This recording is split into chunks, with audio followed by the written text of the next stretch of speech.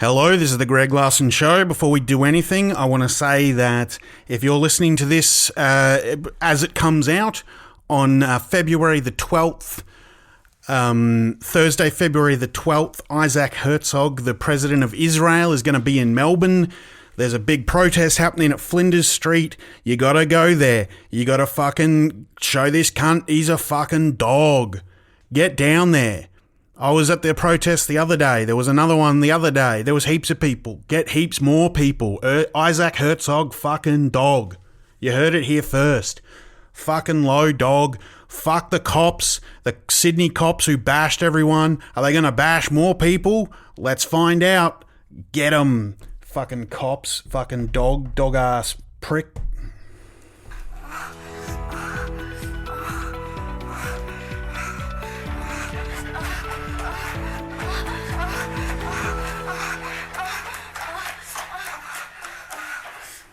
Yeah. Also, come and see me in my new live show. I'm doing it all around the place. In Feb 26, I'm doing a trial show in Brisbane at Good Chat Comedy. Then in March, I'm doing a show in Perth at Oasis. That's when the show officially starts. Then in Adelaide, then in March, I'm also doing Adelaide Fringe. I'm also doing the Melbourne International Comedy Festival. I'm also doing Sydney Comedy Festival. I'll also be doing Brisbane again later in the year, TBC. I'll also be doing almost certainly New Zealand, TBC. But look up me on Instagram. Look up Greg Larson. Go to Comedy Republic website. My tickets are all on there. So see my new show. It's called Unrelenting Ultraviolence, coming soon to you. And also subscribe to my Patreon. Give me money on Patreon, please, Dad. The Greg Larson Show. The big unit is ready to go. The Greg Larson Show. Muck around on the marzipan. A fresh custard in his hand. The greatest podcast in all the land. Greg Larson Show. Yeah.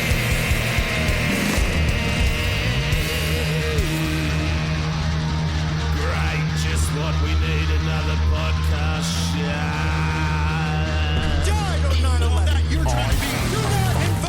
We believe that a plane has crashed into the World Trade Center in New York. Go fuck yourself. Go fuck yourself. Is that clear? Hello.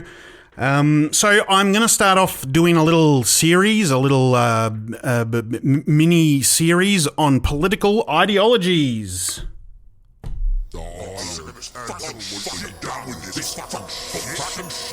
That's right.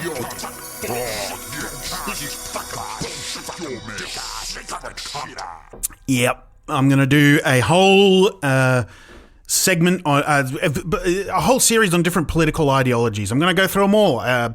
Capitalism and liberalism is this one. I'll do socialism and communism. I'll do fascism. I'll do other ones. Libertarianism. That'll be a good one. I'll enjoy that. So this episode is all about liberalism and capitalism. I feel like liberalism / capitalism, the two have to go hand in hand. I'll tell you why when I get into the episode. But basically, I'm going to do all these little episodes where I talk about different political ideologies to maybe give you a little hint as to maybe where you sit on the political compass, which, by the way, is bullshit. The political compass is bullshit. But you can listen to these episodes and learn about all these different ideologies from a man who's kind of trying to remember what he learned at uni and regurgitating what he learned at uni over 10 years later without looking it up. And if you think that's interesting, then please listen on. So today's first episode, I'll go through each ideology. I'll have an episode about them, and at the end I'll have sort of a sum up, with the pros and cons to help you decide which is your favourite political ideology. So let's get stuck into it with liberalism and capitalism. There's a crab man sand. He likes to eat a snip and he goes into Crab, a crab, crab, crab man. A crab man. Scuttling round the beach and he loves to eat cat food. He's a crab, crab, crab, crab, crab. Crab man. Crab, crab, crab, crab man. Crab, crab, crab man. Crab, crab, crab man. Crab, crab, crab man. Crab, crab, crab man. Crab. So, prior to the Enlightenment and the American Revolution, and the French Revolution, basically, all these, there were various revolutions in and around Europe. But prior to the sort of wave of revolutions that happened at the end of the 18th century, 1700s, by the way, in case you're a dum-dum. I'm sorry, I don't know why I called you a dum-dum. You're not a dum-dum. You've got a high IQ. You listen to the Greg Larson Show. Dick. It's right o'clock. But basically, prior to a series of revolutions and all the rest of it in the late 1700s, if you wanted to have any power in Europe or one of Europe's many colonies, you had to be an aristocrat, a lord, a king, maybe even, or a queen. Basically, you had to have special magic blood. You had special blood, and your blood was special because of magic and or Jesus and or a bunch of other superstitions, right? You had kings and queens in big palaces, and they were the main ones in charge because God said that's how it's got to be, right? God said you've got a king, you've got a queen, you've got a lord, a baron, and they all have these big palaces, these big manors, and they piss and shit everywhere. And you'd have aristocrats and courtly ladies and courtly gentlemen who would come to the palaces, and they would all piss and shit everywhere. Look up Versailles, the Palace of Versailles. There's no dunnies. It was filled to the brim with human shit. It was actually, that's not even, that's just what they did. They would just go into the corner, just a room, just a hallway, and just piss and shit. It was a golden palace of shit that was quivering and ready to pop with revolution. Back then, as critical as you could be of the piss and shit magic blood aristocracy, and it's quite easy to be critical of them, at the very least you could say, though, that the world made sense, right? There was a very rigid order to everything. There were people at the top, and they were magic. They were just ordained with God and magic and all the rest of it. They did the shits. They did the shits in the palaces. And then you had people who were extremely wealthy, but they weren't lords and ladies and kings and queens. They were merchants or traders or professionals who had lots and lots of money, but didn't have necessarily lots and lots of power because they didn't have the special blood. No one had to bow to them. No one had to doff their cap to them. They had heaps of money, but they didn't have all the power and the things that they would like. And then at the bottom, you had the peasants. The people that realistically all of us would be were we to live in those times. The peasants who slopped around in the muck and ate pig entrails and just mucked around, like literally mucked around, like mucked on, like they muck in, they get in the muck, you muck in and you slop on. And they were born in the muck and they stayed in the muck. They knew their place. If you were a muck man or a muck woman, life was pretty bad. It was really bad. It was really, really bad. But you probably wouldn't question it too much back in those days. You couldn't read. They told you the king was basically God. He had a big golden palace, and you probably looked at the golden palace and went, okay, that makes sense. I know my place. You wouldn't have hoped for much better. All you knew was muck. And muck was all you wanted. But the merchants, the professionals, the lawyers, the the class of people who were basically quite wealthy but weren't aristocrats, they hated this system, and they were increasingly getting pissed off with this system because they had tons of money and they were quite powerful, but no one had to bow to them. They didn't have the special magic powers, and they were super, super jealous of the kings and the queens and the aristocrats. Not because they wanted them gone, because they wanted to be them. The aristocrats had manors and palaces, but they didn't earn it. They didn't work for it. They and heaps of them were thick as shit. And some of them, if you were an aristocrat, you could even be flat broke. You could be in a big mansion and a palace or whatever and still technically be broke, but you live there and people have to bow to you because you have the special blood. And in a bunch of places, in similar kinds of places in a similar kind of time, as I said, around the end of the 18th century, 1700s, a bunch of rich cunts who hated the aristocratic rich cunts decided they were going to have some big boy revolutions, right?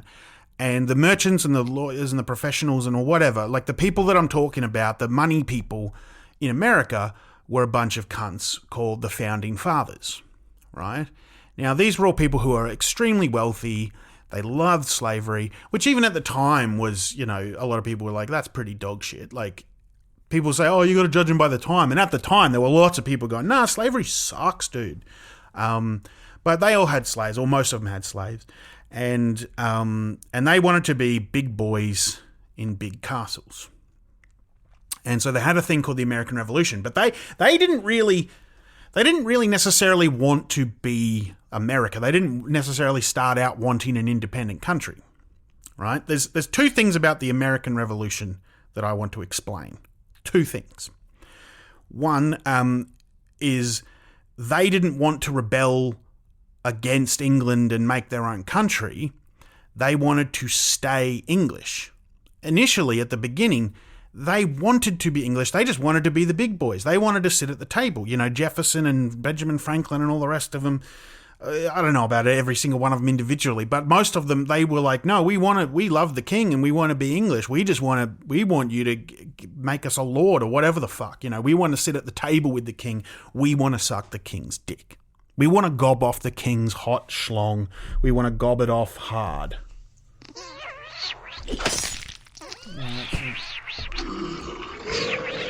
That's King George getting a suck job.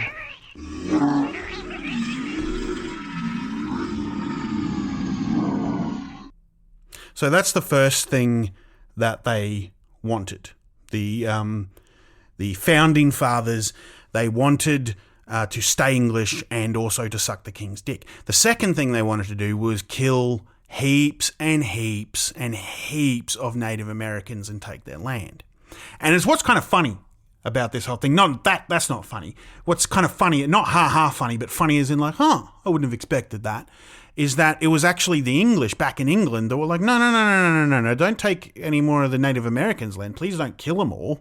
Like, we gotta make some treaties and stuff with them, and they probably would have just wanted to kill them later on. But like, I don't know. At the time, they were saying no, but don't do this. And a lot of Americans, especially people like George Washington, were like, nah, I want to kill heaps of Native Americans and take their land. And the English weren't letting them. So they ended up having a bit of a revolution. And Benjamin Franklin and Thomas Jefferson and George Washington and all the rest of them, again, they didn't start out going, oh, let's have our own country. They started out going, let's suck off King George. Let's suck his full dick. But King George had a really sore dick from getting it sucked too hard from everyone back in England. So when the Founding Fathers were like, please let us suck your dicky, daddy, King George basically said, this is treason. You aren't fit to suck my dick. You got to be an aristocrat to suck my dick. And then he said, you're all going to get hanged for being treasonous. Right? I'm glossing over a lot of details, but that's basically the gist of it. So what I'm saying is they never initially wanted to have a full new country.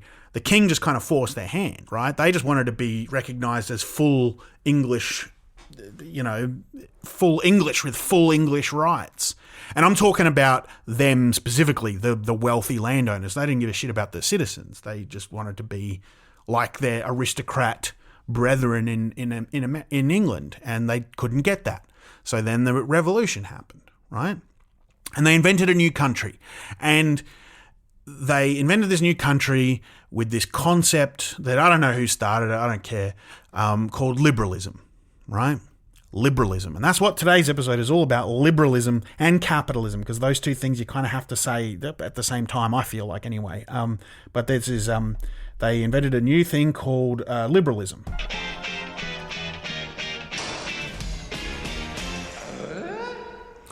Or not invented it, I don't know. I don't know who the fuck invented it, who cares? But what is a liberal? What is a liberal? I got to define it, right? Because if you are American and or you are stupid, then you might think that liberal means left-leaning or progressive. And if you think that, you are wrong and dumb.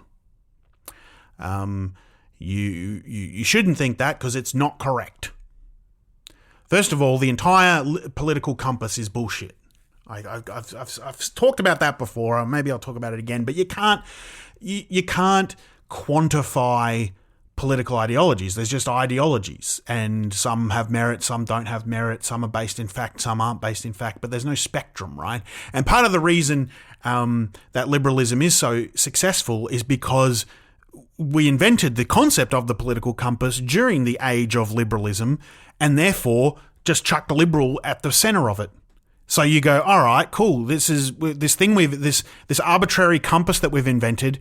Guess what? The people that invented it put ourselves in the center of that compass. Therefore, that's the normal position, isn't it? Because if you think something that's on the edges of that, that's weird. That's different.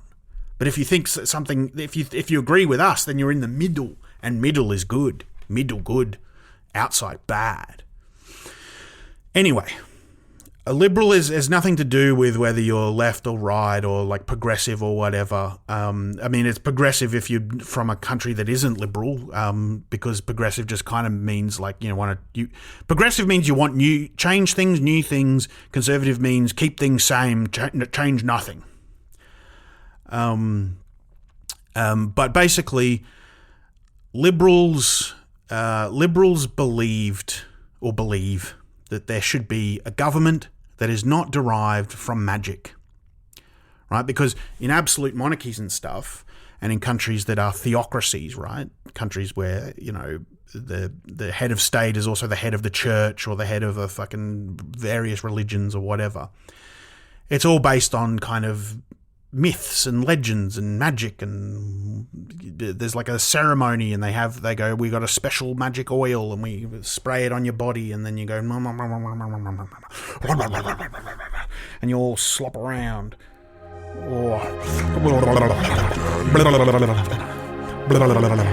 This is what happens at the coronation. This is literally what happens. Someone licks your bumhole.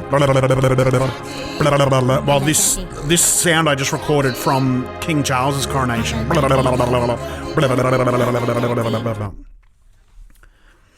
Anyway, liberals didn't want any of that. They didn't want all the magic. They didn't want all the lords and the ladies and the kings and the queens. They thought that power should derive from merit, not magic, and democracy, not autocracy. In theory, it turns out a lot of that is bullshit, but I'll get to that later. But that's on paper, that's the idea, that you have a society where those in charge get there based on merit, and everyone gets a say. The idea of liberalism is that everyone can vote. Anyone and everyone can vote. Anyone can be prime minister or president or whatever your head of state is called. And more importantly, and very much the founding principle of liberalism is that the free market can exist. Liberalism goes hand in hand with capitalism, right? Capitalism is an economic system. Liberalism is a political ideology. It's hard to separate them because liberalism kind of holds that capitalism is the necessary economic system. The two things, for the purposes of this stupid little podcast, those two things are the same. Israel is committing genocide. Israel is committing a genocide. So what liberals believe in is private property. Private property, private ownership of land. Those things sound pretty normal to us, but in most societies at most points in time, they weren't normal. I'm not saying that's good or bad. I'm just simply saying that's a fact. There are a lot of places that are like, you can't own land. You can't. Or some places it's like, oh, you can't own land if you're not a king. And other places it's like, you can't own anything. No one can own anything. You know, a lot of tribal places, you know, whatever. But Liberals believe in very firm and regimented private property, private ownership of land, fairly low and sometimes even no regulation of the market, no laws, or fairly low laws about private businesses. They want private business to be able to operate largely unencumbered by pesky, annoying little things like laws and regulations and also morality, right? Liberalism is the main kind of government. That's the big one right now, right? It's the main kind of government in developed Western powers, right? Not necessarily the main kind of government in the world, but certainly in the countries of me and most of the listeners of this. It's basically the main government in every Western power. The Liberal Party in Australia are Liberals, right? As an example of someone who is a Liberal, is the Liberal Party of Australia. Another example of someone who is Liberal is the Labor Party of Australia. They are a Liberal Party. The Greens are Liberals. Pretty much every country in the West, every single party is a Liberal Party, right? They're all essentially variations on the same moral, political, economic ideology, right? So, and this is one of the good things about liberalism, is you get to kind of pretend like you have like these full separate parties, when in reality it's more like separate factions of the same party, and the differences are usually just how racist they are, right? Like some are like, we hate racism, and others are like, we love it. But overall they're still like, yeah, and private ownership, capitalism, blah blah blah blah blah. Like that, no one questions the fundamental, you know, concepts of liberalism. There are no major parties in any major countries that I'm aware of that question the fundamental, you know, things. So we can pretend we have separate parties when it's more like, you know, as I say, separate factions within the same party. And then you have countries like America, which up until recently was just a one-party liberal state. They just had, like, Republicans and Democrats are like literally almost identical, or at least were until Trump. And now they're kind of more of a fascist party, but fascism is another episode. But in the olden days of Europe, with the king knows best. The lords know best, right? They had things in, you know, sort of old European monarchies called royal monopolies. And royal monopoly would be essentially a company that's sort of run by the crown and sort of run privately. Basically, the king would say, here's a shipping company created by the crown. This is the only company allowed to ship tea around the world. And the idea would be, this is for stability, this is for ease of use. You know, it's too complicated if you have 50 different people shipping tea around the world. We have a royal monopoly with an official endorsement from the king, and only the royal monopoly can trade tea and all the rest of it, right? And they'd have royal monopolies. It's a royal monopoly specifically created to be a monopoly, right? It was intentional. It was like, we want to have just one group doing this thing. Whereas liberals, especially in America, they were pissed, right? Because the liberals are all like super rich and everything, but they're in America and other places, and they're going, this is bullshit. This is fucking bullshit. Just because you fucking got this magic oil and magic blood and you're the king and God ordained it, you can just say, all right, I'm starting a tea shipping company and like no one else is allowed to ship tea. What if I want to start a tea shipping company? This is bullshit. And then they riled up the crowds, and they riled up, you know, the plebs, like the everyday working class people, and they said, we need a free market. They're bloody kings over here starting tea companies. We all want to start tea companies. We can all have tea companies. And then when they finally had a revolution and they got a free market, they were like, all right, everyone else's tea company can get fucked. I got $1 billion. I'm going to buy all the tea so no other cunt can have any. Good luck starting a tea company now, you fuckhead. Welcome to the free market, bitch.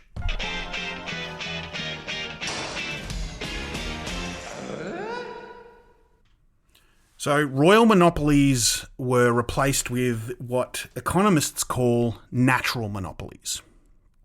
And a natural monopoly is basically where a company will bully everyone else out of the market and create a monopoly, but it's okay now because it has the word natural in it, right? It sounds nice. What I'm trying to say is that liberals were the original disruptors. And they were disruptors in the sense that they were jealous of the thing that already existed, so they just made the exact same thing again, but with a new coat of paint.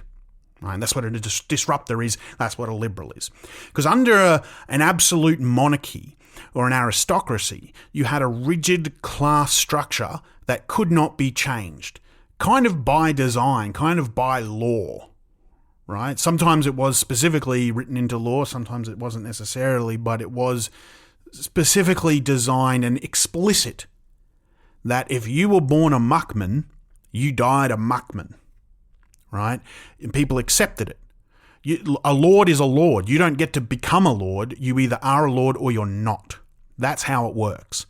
The liberals in the revolutions of America and Europe gave all the muckmen hope. They said under a liberal government, you could have power. You could work hard and get rich. You could be someone. There's no more magic blood, just a fair and equal society with a free market.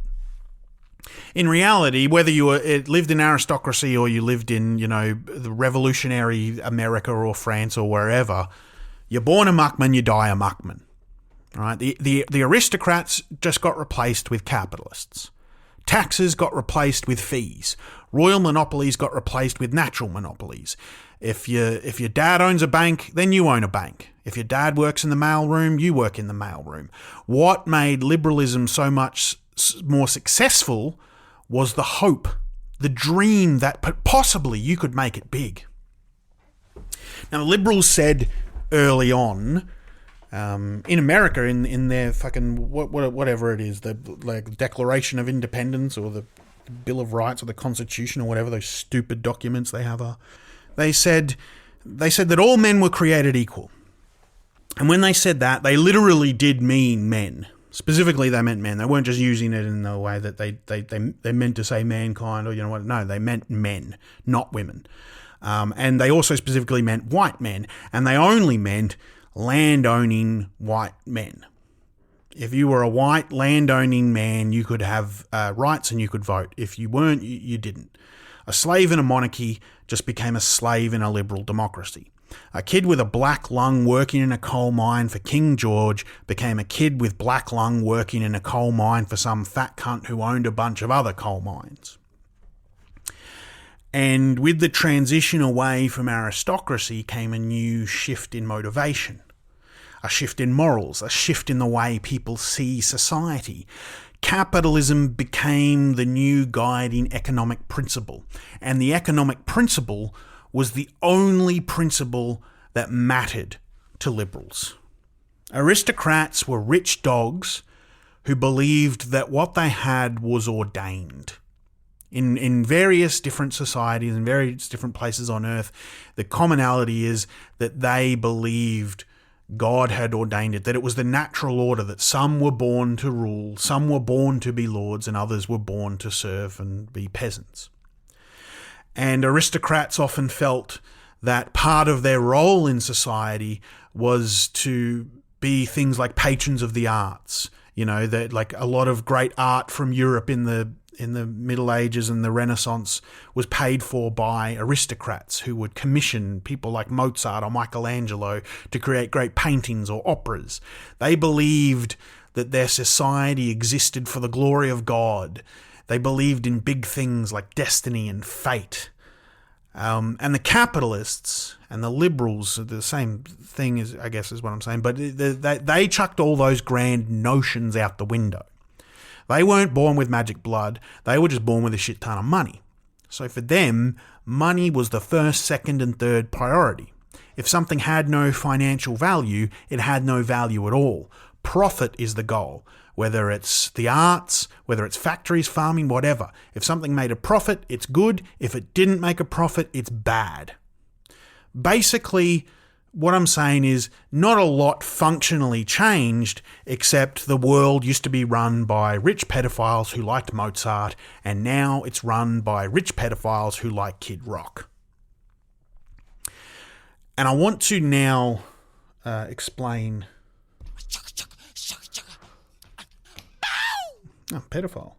I want to now explain capitalism because... You know, it's different to liberalism, but it's the economic system that liberals sort of all want to have, if that makes sense. I need to explain exactly what capitalism is. Now, people, I think, often wrongly assume that capitalism just means making money. Right? I remember someone told me once that they said, "Oh, you got a problem with capitalism, or you got a problem with making money." Like it's not that simple, right? If someone's selling something for money, that's not necessarily capitalism. There's tons of different systems that have money and sales and trade that are not capitalism. Capitalism isn't about money per se. It's about who makes the money and how they make the money. It's not necessarily capitalism if a baker bakes a loaf of bread and sells the loaf of bread to someone for money. Capitalism is when a baker bakes a loaf of bread, sells it, and then gives 99% of that money that he made to the landlord. A capitalist, literally, a capitalist is someone who owns capital. Capitalists don't work.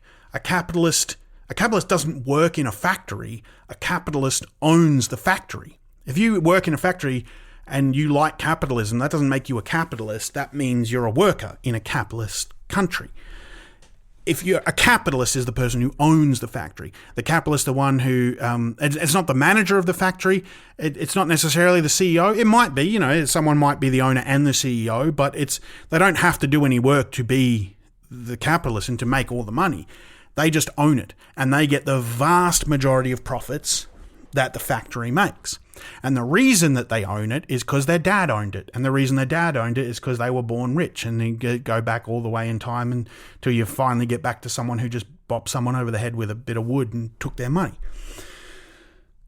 Capitalists are shareholders, whether they're a capitalist who owns a share of one and they own the entire thing, or a company that's owned by 1 million shareholders. They're the people who own the land, who own the buildings, who own the means of production.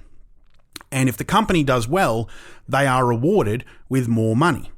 They don't have to do any work. They don't have to do anything. They just get the money. They just go, here's my money. My money is the capital that on which this company exists, and I get lots of money. That's all it is. And if you work at the company and the company does well, you don't get an extra cent, right? You get your pay as per usual. But if the company does poorly, you get fired, right? If you're a worker, you take all the risk, you do all the work, and the capitalist gets all the reward. And I'm not being biased. That's just the reality of the situation. I'm totally unbiased. I'm just giving you a factual reporting of what each political and economic ideology is. That's all I'm doing. Don't shoot the messenger. I'm just telling you the facts. Hey, that's a spicy meatball. And the fact is, capitalism rewards the rich and punishes the poor. If you own a factory and the factory does well, you get more money. And because you've got more money, now you can buy a second factory. The worker in the factory doesn't get any more money. They can't buy a factory, right? And now the capitalist owns 2 factories. And the more factories they own, they can start to dictate how much a factory is worth. They can own a bunch of factories. They can jack up the price of real estate by hoarding factories and making factories so expensive that normal people couldn't possibly afford them for the rest of their life. The capitalist can literally freeze you out of anything they want and make it so no one else can compete with them, because the more money they have, the more things they can own. And I hear you saying, but this sucks. This is bullshit. How is this different to aristocracy? Like, in the aristocracy, the lords were the lords, and we couldn't become lords. And if the capitalists stay the capitalists and we can't get there, how is it different? And that's the thing. That's the rub. That's why liberalism has been so successful. Because it isn't really functionally different. It's just liberals are really, really good at getting you to think that the system is perfect and that it is totally different. They have the best PR in the world, right? Best PR in the world. Because in the days of aristocracy, it would probably feel pretty hopeless, right? If you wanted to be a lord, suck shit, you can't. That's it. That's the deal. You live in muck. You eat roasted horse dicks for breakfast. You have a chimney sweep kid named Dirty Tim, and he's got throat cancer at age 6 from smoking his pipe while he cleans out the child skeletons of his predecessors from some rich lord's chimney. And if you don't like it, too bad. The king is the king, and you do what the king says. But under capitalism, under liberalism, you can vote. And technically, there is no law against you buying a factory and starting your own company. You could be rich. You could be the factory owner. And if things aren't working out for you, you can vote in a new president or prime minister who will help you become the factory owner. But in reality, if you don't have money for a factory, it'll just get harder and harder to buy a factory. In a society that only values earning and profits, your vote doesn't mean shit. You want to vote for someone who's going to change the system? There is no one. That person doesn't exist. Because if they did exist, they would need millions and millions of dollars to run a campaign because the capitalists own the political system. They have all the money. They can put up all the candidates. They've got the money. You don't have the money. You would need millions of dollars to run a campaign that offered actual change. And if you had millions and millions of dollars, that would mean you owned factories and you wouldn't want to lose your factories and your millions of dollars to a peasant like you. So by the very nature of the system, it's literally impossible for someone who wants to make change to be elected. Even though it's theoretically possible that someone could be elected that would change the way our economic system, it literally cannot happen.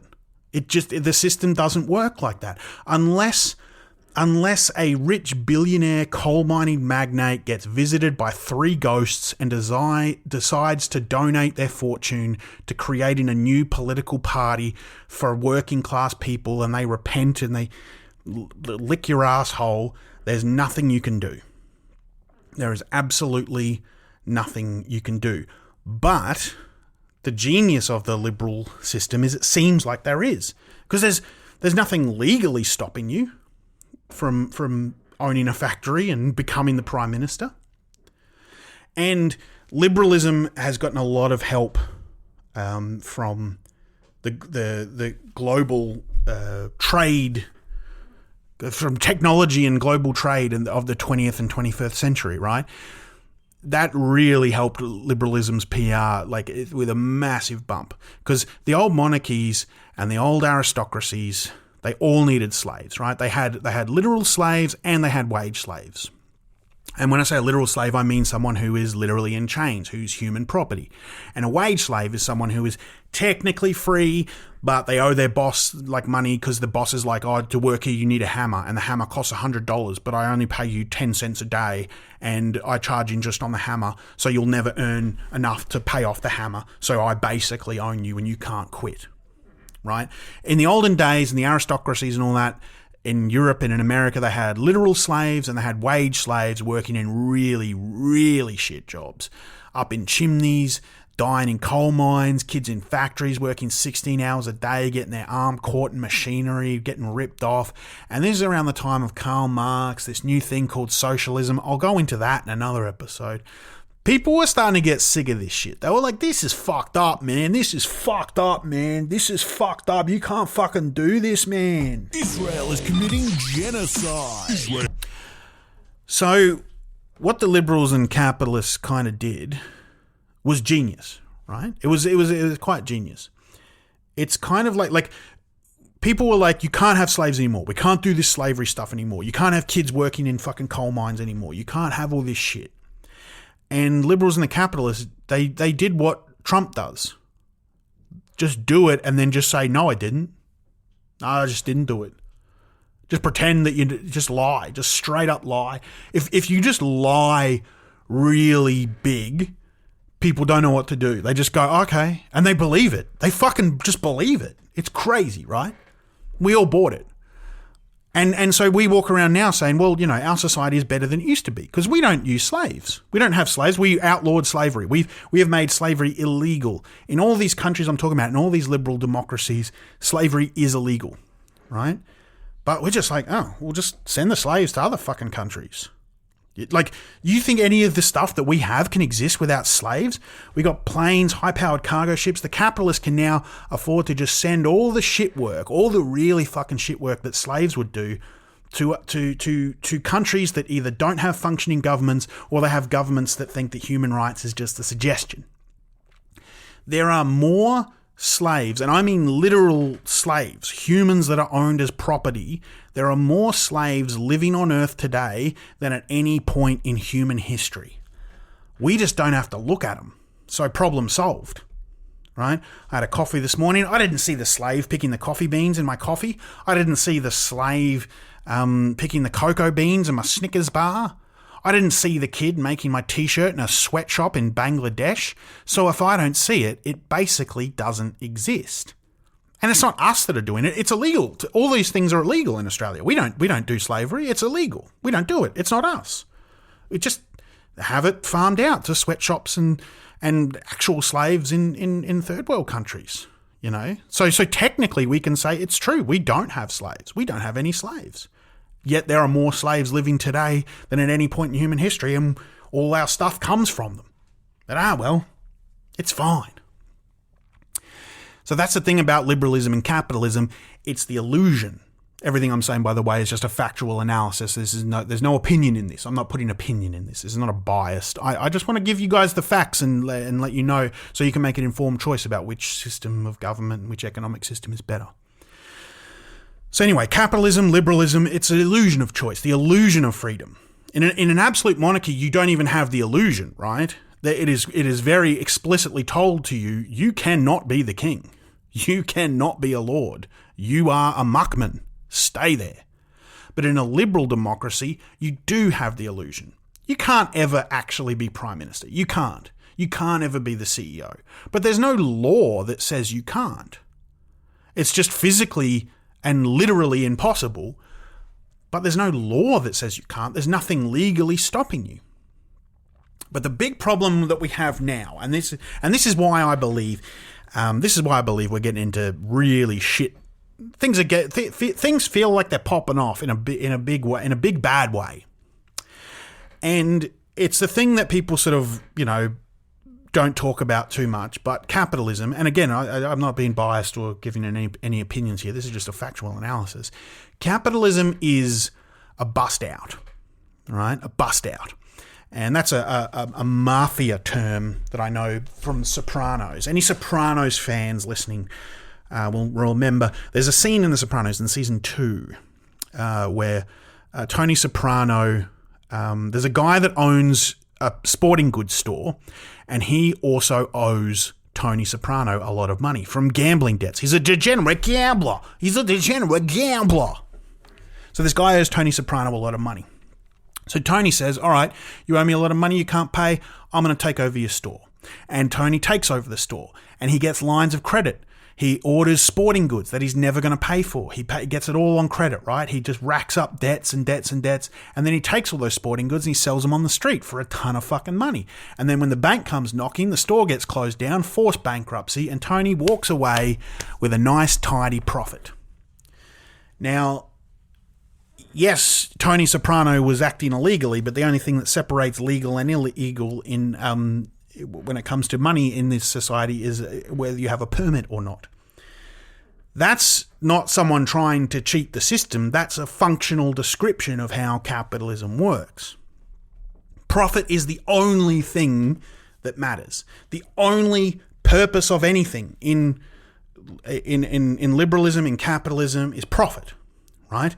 That is the core moral, ethical, whatever philosophy of capitalism, is that, and people who believe it, they truly believe that, you know, profit helps people like everywhere. You know, it's like Reagan thinks that the trickle down effect is real, or a thought before he died and went to hell. where he burns along with Margaret Thatcher.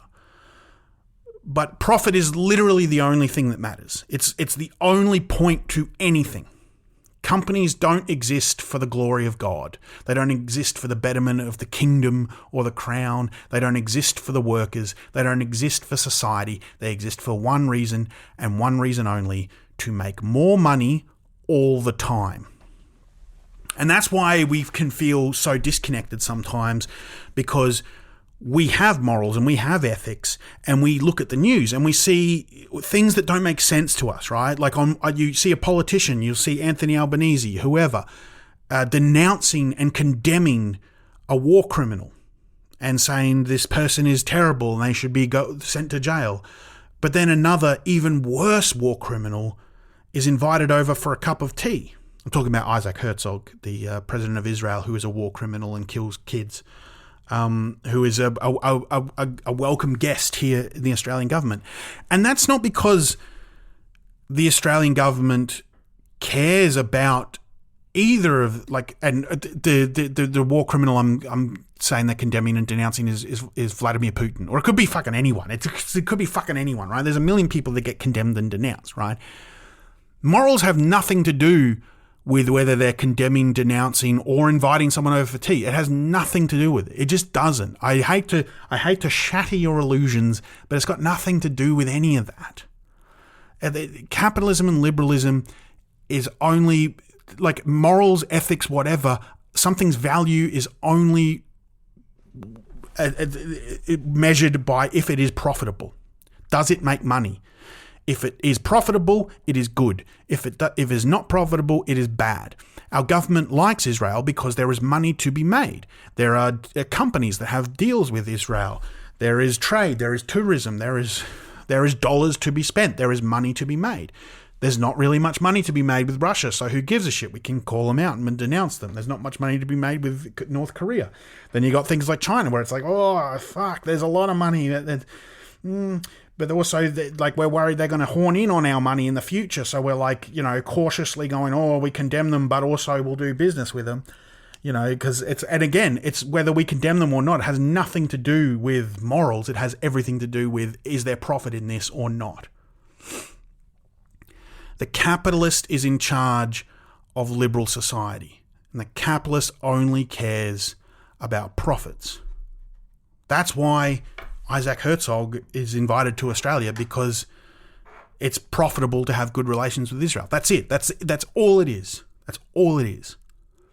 But the capitalist does not work. They don't even build a company, right? So someone like Elon Musk didn't build anything. He got other people to do that. He just was born with a sapphire mine and then had all this daddy's money and then said to someone, what if you made rockets? And then they just did. And he reaped all the profits. He's now the richest human being who's ever lived. He didn't do a day's work in his life. The capitalist reaps the profits. And if the profits go down, even for a day, the capitalist is not happy. The shareholders are shareholders to make money.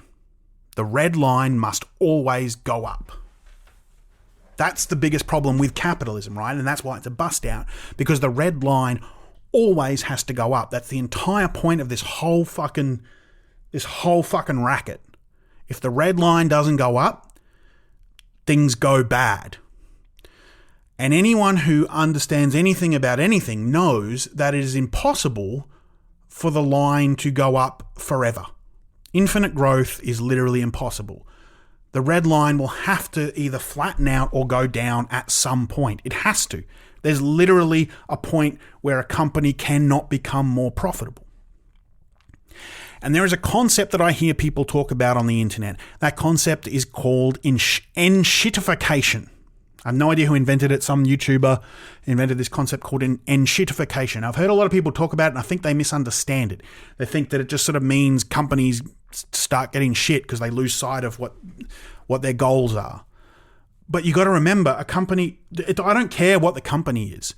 The company's goal is making money. That's the only reason the company exists, to make money. And that's why companies make worse products over time. It's not because they lose sight of the goal. It's because the goal is making money. And whatever makes money is how to do it, right? Let me give you an example. Say a company made really good dildos. They're like, oh, we do wolf dick dildos or dragon dick dildos for furries. But over time, the dildos got worse.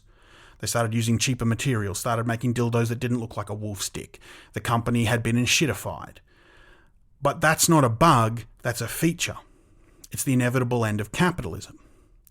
Because yes, you can make a good product at the beginning, and selling a good product will make you a profit, and your company will grow and get as big as it can get. But at a certain point, the company will get as big as it can get, and the profit won't keep growing.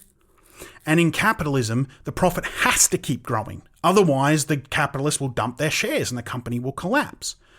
So they have to start cutting costs and making shit dildos.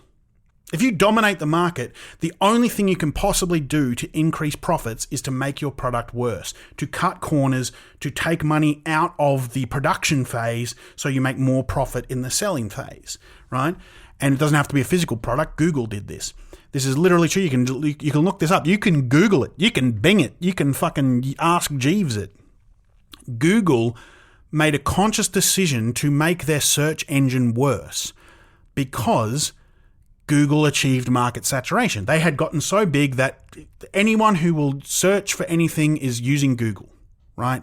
There's no more room for growth. And because there's no more room for growth, the only thing they could possibly do is to grow the amount of times that people used their search engine. And because everyone was already using it, they had to make the search engine worse. So instead of searching once, everyone would search twice. Pizza Hut. Fucking Pizza Hut, Domino's, all these places. People say, oh, they're making the pizza smaller. Yeah.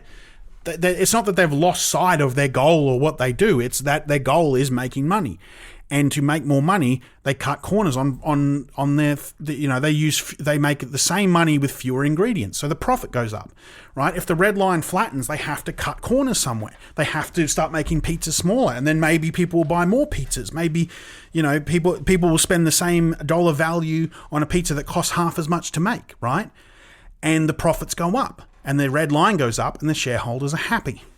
But eventually, there comes a point when the product gets so shit that there is nothing that anyone can do anymore. They can't cut any more costs. They can't shrink the pizza. They can't do anything. And the product has gotten so bad that no one's buying the pizza or the Google or the dildos, right? The company is fucked. There is nowhere left to go. They've done everything they can. They have one option left, and that's the bust out. And it's what happens eventually to every company. The bust out, the buyout, whatever you want to call it, like whatever happens, all the top level shareholders, they go, we know it's coming. We know our company's about to tank. So they'll all do what's called insider trading. They'll all dump their shares. Then the company goes bankrupt. The CEO and the top board members and the shareholders, they all get golden handshakes and they walk away richer than they've ever been, and all the workers get fired. Then the rich cunts start a new dildo company, and they start it all again. Another company, another bust out, rinse and repeat. It's how Donald Trump is a billionaire with 1 million failed businesses. And that's how capitalism works. Again, this is not a biased opinion. This is just a factual analysis.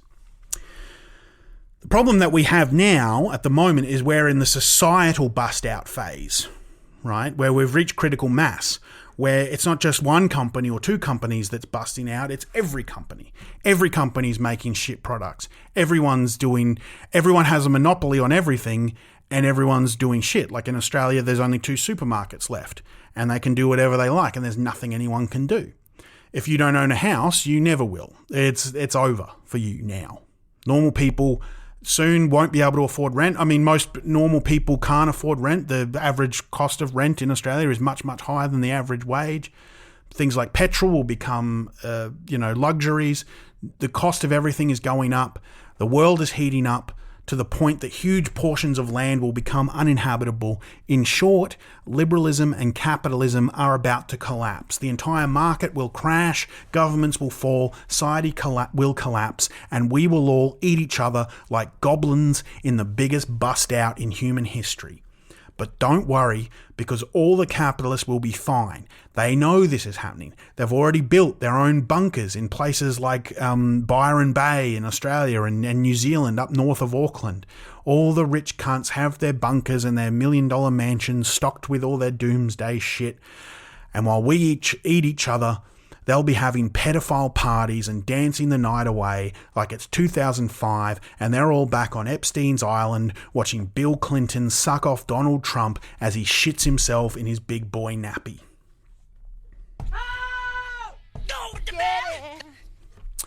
So anyway, to sum up, just to give you a little guide as to whether or not you think liberalism and capitalism are your jam, here are the liberalism / capitalism pros and cons. I should have a little bit of music for this. No, that's not really good music. What was that Crabman song? That was a good one. What was it, Crabman? Yeah, here we go. So this is the liberalism pros and cons. Pros. Private ownership. You get to own houses and land and stuff if you were born rich. You can own things. Pros, you don't need to have any magic blood to run a country. Pros, it's very easy to put slavery out of your mind and ignore it and just pretend that it doesn't happen. That happens so far away that you basically don't have to think about it. That's a pretty big pro. And yeah, I haven't mentioned this, but like, there's cool stuff in capitalism. Like, you get to watch shows like Fuckboy Island. There's a reality show called Fuckboy Island that would never exist in an aristocracy. They would have never made that in pre-revolutionary France. And also, McDonald's has a pretty good burger called the Big Arch that I quite like. So those are the pros of liberalism, capitalism. The cons are as follows. If you aren't born rich, then you're fucked and it's only going to get worse.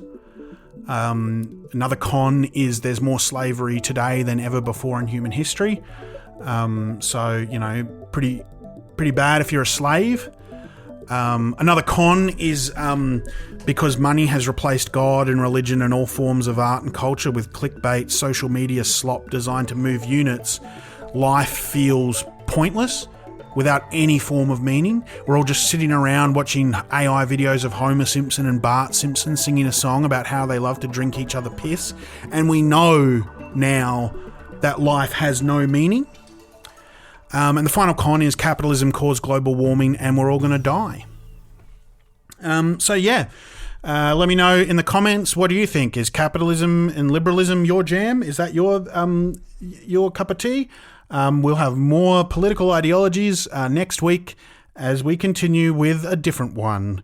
I haven't figured out what it'll be yet, but let us know in the comments below which kind of society would you like me to review. See you next time with Greg. The Greg Larson Show. The big unit is ready to go. The Greg Larson Show. Muck around on the Mazapan. A fresh custard in his hand. The greatest podcast in all.